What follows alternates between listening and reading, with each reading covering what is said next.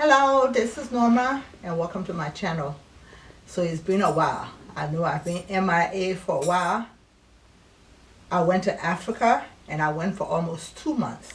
I left in the early part of December and I came back the end of January. I had all these great ideas about all the content I was going to do in Liberia. So it's Liberia, West Africa, and a small little country. And we've been in existence for 177 years.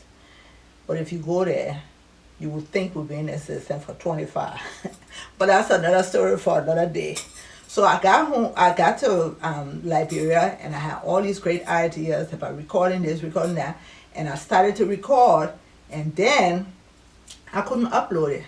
Where I stayed, we had internet, but it just wouldn't upload. I tried and I just got so frustrated and I just stopped. So I recorded some content in Liberia that I've uploaded, and I'm going to start dropping it. But I don't want to confuse you guys. I'm back in the States. You're going to think I'm in Africa.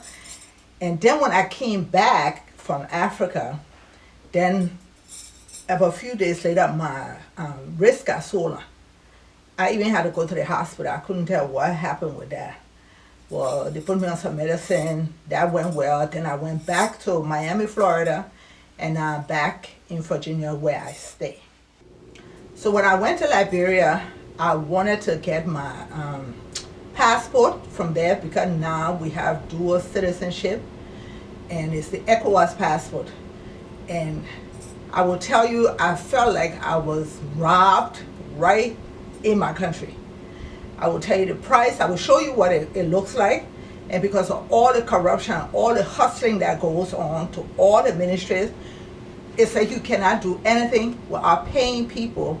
It should be so simple. Just go, the forms are there, you fill it out like how you do in America. You pay your fees and you come back and you get your passport. You show all the documents that you need. But it's just so much of a headache after 177 years. So I will tell you, first of all, when I got my ticket to go, I don't know what I was thinking. Maybe I didn't have my glasses. So we don't have any direct flights going to Liberia. So I had to take a flight. Normally I would take a flight, go to Brussels, and then go to Liberia. They drop people off in Freetown, Sierra Leone, and then they take us to Liberia, and it gets there like 8 something at night. So it's usually 2 days you're traveling. Well, when I bought my ticket, I don't know what was going on. I bought my ticket to leave from here, and it wasn't cheap. It was $2,300 and change before I put insurance on my ticket. I bought my ticket to leave from here, go take a 2-hour flight to go to Chicago. Why, I don't know, to lay over for 16 hours and then leave from Chicago, go to Brussels, and go to Liberia.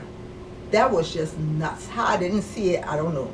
It was 2 days later when my daughter said, "Oh, send me your itinerary." And when I went to look, I was saying, what is going on? So I called the airline, and they wanted almost $1,000 to change my ticket.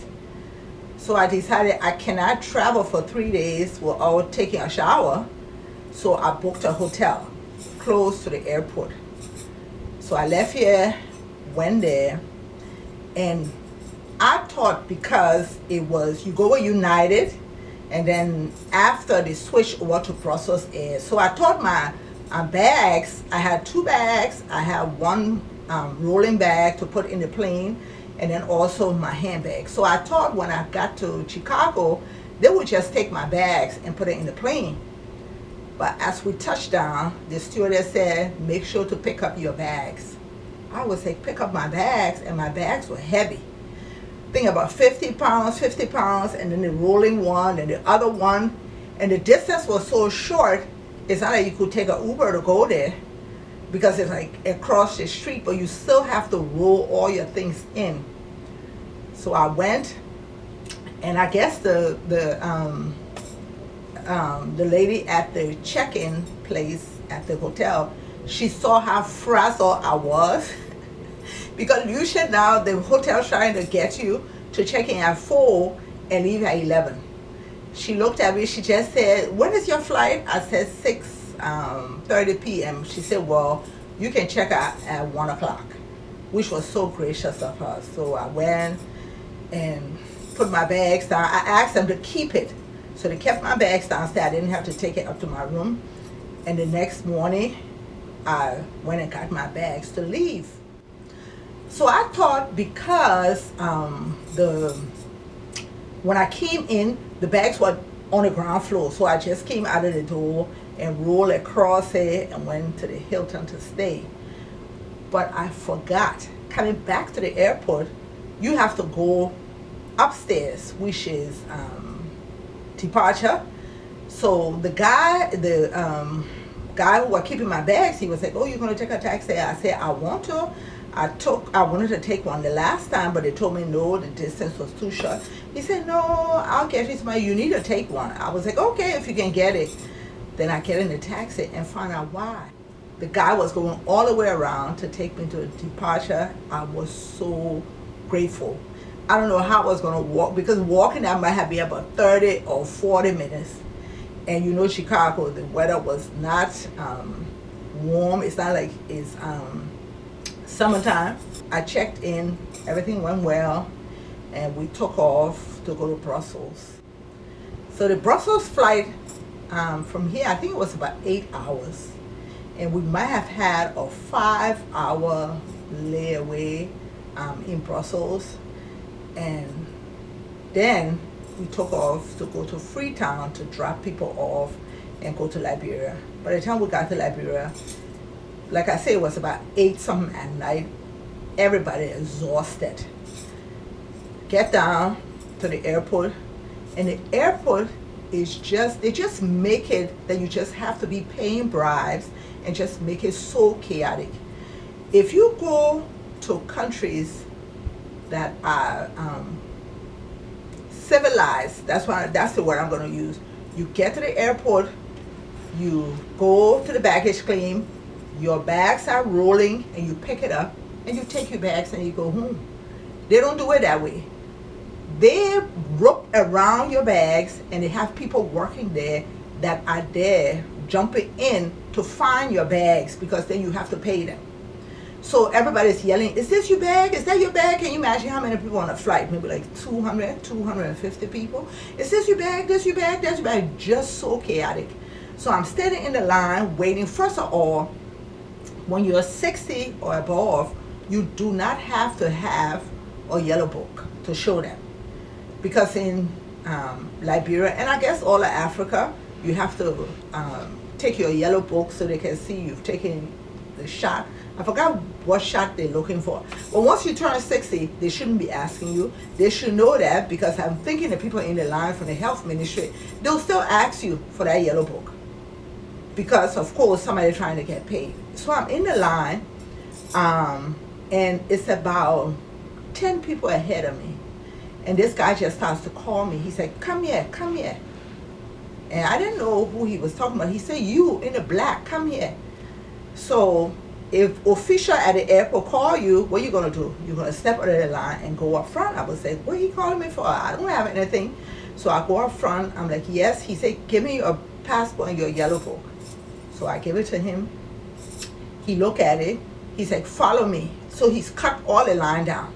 He said, follow me. And I'm still wondering what's going on here. So he takes me to the VIP to check in. And I'm like, but I'm not VIP. He said, oh, you're going to be VIP today. Just staying right here and check in. The guys at immigration were very nice. They checked me. It was 2 of them. I come in. And then now, this is where I found out where all the scam is. So I come in, and he said, now I have to go and get your bags. So just stand right here, and you would show me your bag. So he jumps over where they have the railing, and that's where all the chaos starts. People just screaming and yelling, no, that's my bag, that's not my bag, this is my bag, that's not my bag. The lady that was with him, when he told me to come, she comes up to me, she said, oh, you know, you have to give him something, right? First of all, why are you telling me that? If that's the only way I can get my bag, because that's the system at home, I have no choice but to pay him. But I'm sure she was getting a part. Because why are you looking for me to tell me who to pay somebody just to get my bag that I could have left? So after all that chaos, I got my bag and we got back home. What I forgot when I was going home, because I go all the time, and I will go to my doctor, get my prescription, and go and get my malaria medicine, because it's so quick to get malaria back in Africa, and I guess certain third world country, I'm sure it's not only Africa. So I forgot. I was in the plane, and this guy said to me, he hadn't been there for years, he was like, oh my God, I went and had to get prescription for my malaria medicine. I said, oh my God, I forgot. But anyway, thank God, Liberia, you don't need to go to the doctor like America, get prescription, go to the pharmacy. You can just show up to any pharmacy, tell them anything you want. They don't even ask your name. So they have few reputable ones, and my friend took me to one, and so I got there. I don't know if the guy's a pharmacist, but it looked pretty clean, and it was a guy, I guess he owns it with two women. So I walked in, and that was the day after I got there, and I asked him, I said, oh, I didn't get my malaria medicine, I need some. And so they have two kinds. They have the one that you take every day. I don't want to take medicine every day while I'm there. And they have one where you take once a week. So you usually take it 2 weeks before you go, and then when you take it once a week, and then when you come back to your destination, you have 2 extra dosage. I was trying to find you the paper to show what they put the medicine in, but I think I trashed it. So I explained to him what I wanted. He told the lady to get it to me. I don't even know what it was. He just took it. They went in this big bag, took some pills for the days I said I needed it, put it in a little bag with, and then put it in a little bigger bag and give it to me. Well, thank God it worked, whatever it was, because I didn't get malaria. And then I wanted to get my Liberian, or should we say Ecowas passport. And that's another drama. So I leave from there and I go to the foreign ministry trying to get my passport. I was told that if you're getting regular passport, you have to get two passport size pictures, your birth certificate, and $40 if you want regular, and $80 if you want to rush. I was going to be there for 2 months, so I didn't need to rush it. So I said, I'll do the $40 one. You get there. You can't, like I said, you can't just go and just get the form and just fill it out, give it to whoever and leave. No, you got to use a go-between. So this guy is helping me, and granted, listen, the passport is 40. He asked me, what, do you want a 40 or the 80? I say I want a 40. Then he tells me, I show him my birth certificate. I also had a picture of my U.S. passport, because when I leave the country, I don't be traveling with my passport, so I just use the sheet that has my name and all. And so I don't want anybody to steal my passport, my U.S. passport from me. So I show it to him, and I said, okay, this is my name right here, because it was when I was a child that I got my birth certificate. So of course, I was married, so it's been changed. So this is my name, this is my American passport, a copy. And so he said, oh, what you got for me? So I know he's going to do it. I gave him money. He tells me, oh, but you know, I have to take this to my boss. And if she does not agree, then we'll be asking for other documents. I said, okay, no problem. So I leave. He calls back to say, oh, the boss said she can do it, but I need to pay her. I need to give him money to give it to the boss. And because I know that's the scam that goes on, I went back there, gave him money for the boss. If it's for the boss or for him or who know where that money went. So gave him the money for that. So I'm waiting a couple of weeks for to take my biometrics to do my fingerprint and my picture. He calls to say it's time for me to come in. So he told me to come at 11 o'clock. So I got there was traffic, I got there about 10 minutes late. He said I had to meet another director. So when you get there, it was on the ground floor, they got the desk and it's blocked by security. So of course, if somebody who's working in the ministry don't take you, they're not gonna let you pass. So I go to the director and I'm like, oh, I'm sorry, I'm 10 minutes late, traffic. He looks at me, he sits down, he's fumbling through some papers. And then he said, oh, you have to leave and come back at 1 o'clock. So I said, okay, because like I said, I was late. So I left and I came back 1 o'clock. I came back 1 o'clock. The guy met me again, took me to one of the director's office.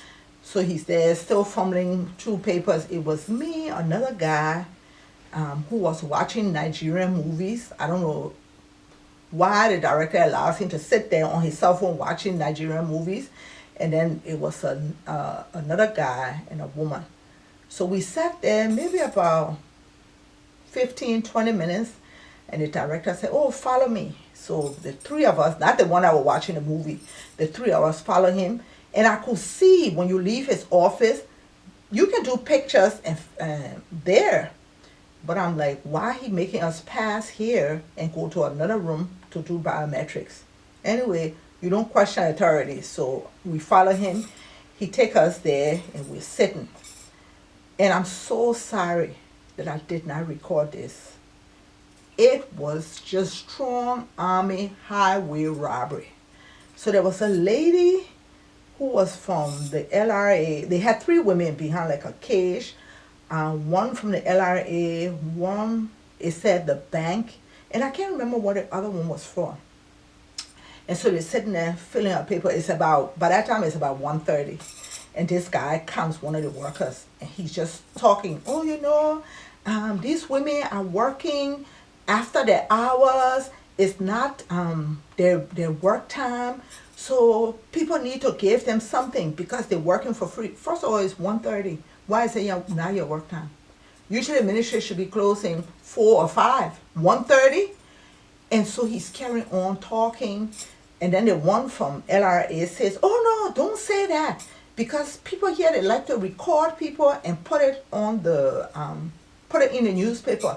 But if people don't know what they need to do, then that's on them. They're going to be here. So this poor guy was standing there. I guess he trying to take his picture. He had $20 in his hand, US dollars, trying to give the woman, one of the women there. And she kept saying, oh no, I'm not taking any money from you. Even my neighbor tried to give me money. I'm not going to take it. The guy is saying, you better take that money because you're working overtime. You're working past your time. Just like a zoo. So I'm just sitting there watching them. We're there maybe about 15 minutes. Then the director comes back and he tells the three of us to follow him. Because I don't know if somebody told him the women were not doing it. I don't know why. He's the director. He has no control.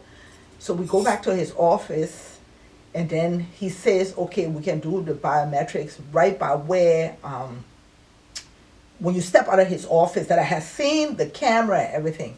So we go, we do the biometrics. Leaving, the guy who started this whole passport thing say, oh, this is Christmas and the people need something to be able to do it because they're overworked, so I need to get something for them. I said, okay. And then he needs something for that director to tell him thank you. So what am I going to do? I need to get my passport. I'm paying more. I ended up paying $40 for the passport and $85 in bribing. Why should we do that? Why should citizens go home and have to be bribing people that are working at the ministry? So now I do my biometrics. About a week later, he calls to say, what is my name? And I'm like, what? What is my name? Yeah, he don't know my name. I said, I gave you all my documents. I did biometrics. How you don't know my name? So what did they take, when they took the picture, what did they attach it to? He tells me, oh, you know, this place is so chaotic, so just give me your name and spell it, because we're trying to fix your passport.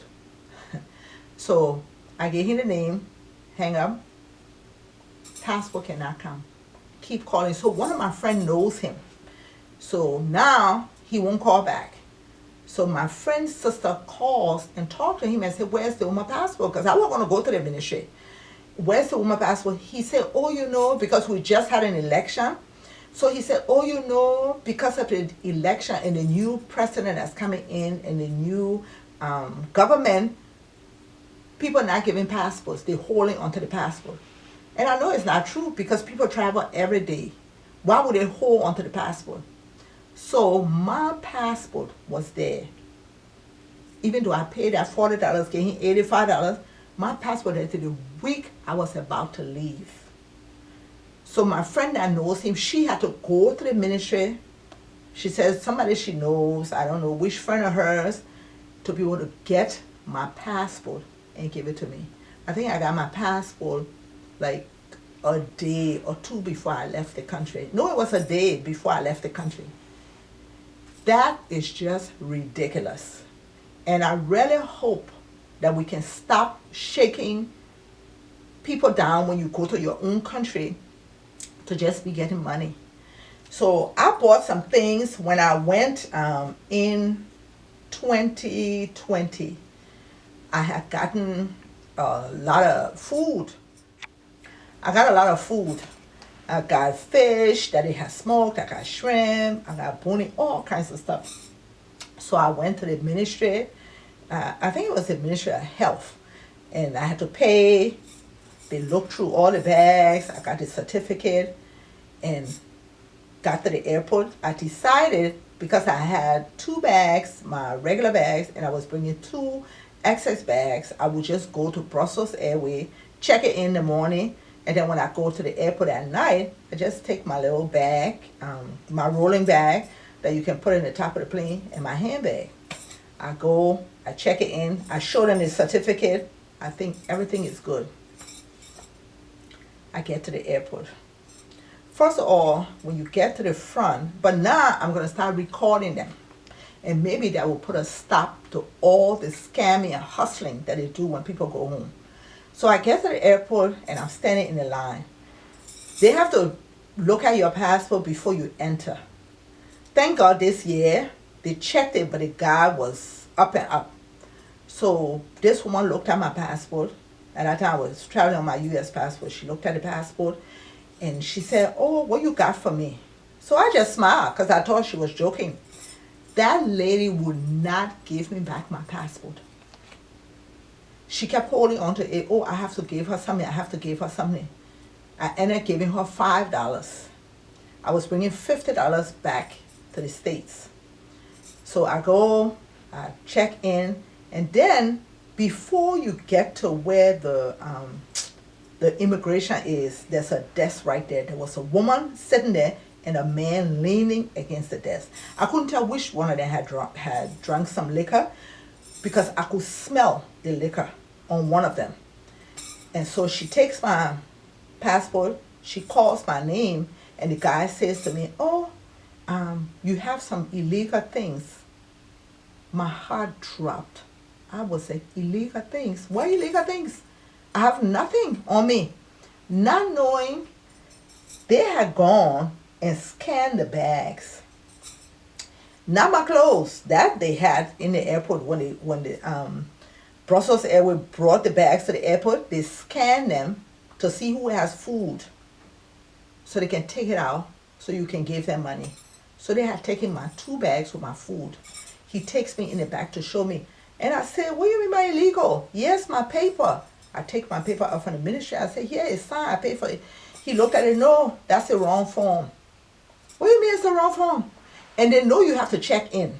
So they would just stress you out. He would not let me free my bag. And the crazy thing in Africa, so they would be shaking you down. But if you dare go to report Then they want to blame you for bribing an official. But when the official was hustling you and you couldn't leave, it happened to some lady.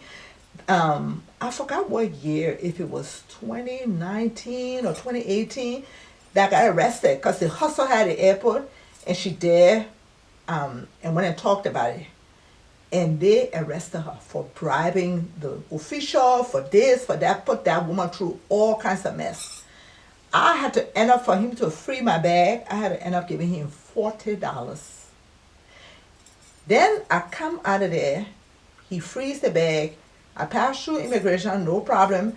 When you go where, just before you go up the step, they have to scan your thing. They were asking for money, but then I was livid. I was like, leave me alone. Let me get out of here. Then the woman, when you pass, there's a woman that's standing right by the step. She was asking for money, but I gave her one eye, and I passed, and I came home. So when I went back, and then when I got here, back to the States, some of my food were missing. The plastic I had unwrapped was not on the bags. So when I went this time, I decided I'm not going to bring fish. I just don't need that aggravation. But I did bring some things. So I will show you what I brought, and I will show you that passport. And the reason I went, because we just got dual citizenship. I'm so happy to the ex-president that we had, that he finally signed it into law. People have been doing it for years, going, getting the Ecowas passport, traveling in Africa. But because it was not into law, they hadn't signed it, I didn't want to take that risk. So every time I went home, I never got it.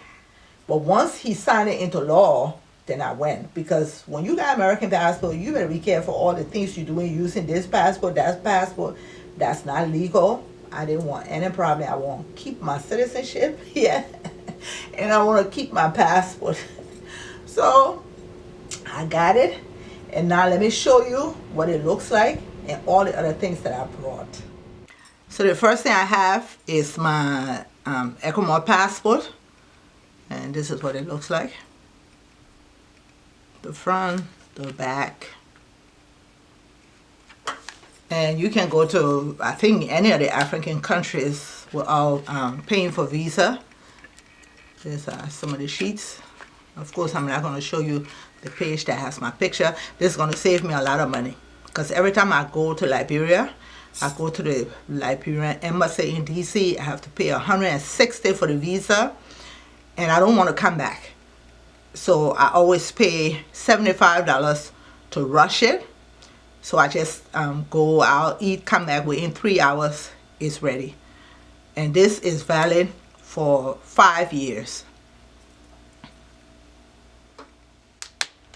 The next thing I have, I bought some cola nut. So some is regular, this is the regular one. And this one is the bitter. The bitter cola nut. I like this. So I brought a little bit for myself. The next thing I brought is donut grease. That's how we call it in Liberia. But I know some people call it shea butter. So this is it. And I keep some.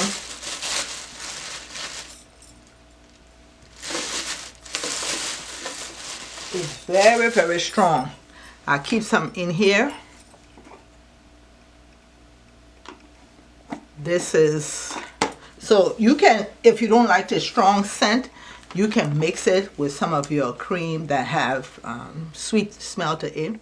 And this is what I mix it with. This is called palm kernel oil. So this is it. This is what it looks like. I just take a little bit of my cream for my body.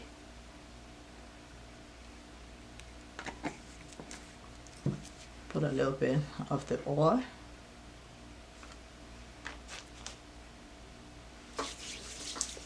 It's smooth, it moisturizes well.